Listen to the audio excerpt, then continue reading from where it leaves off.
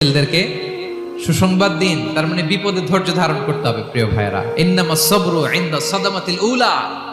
বিপদে আমরা অনেক সময় প্যানিক হয়ে যাই, অস্থির হয়ে যাই, কি করব, হতাশ। না, মুমিনরা হতাশ হয় না, ধৈর্য ধারণ করে। কি করে?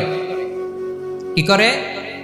ধৈর্য ধারণ করার শক্তি দাও গো মেহেরবান আমায়, দাও গো মেহেরবান। পড়েন, ধৈর্য ধারণ করার শক্তি দাও গো মেহেরবান আমায়, দাও গো মেহেরবান। সবাই বলুন একসাথে, ধৈর্য ধারণ করার শক্তি দাও গো মেহেরবান আমায়, দাও গো মেহেরবান।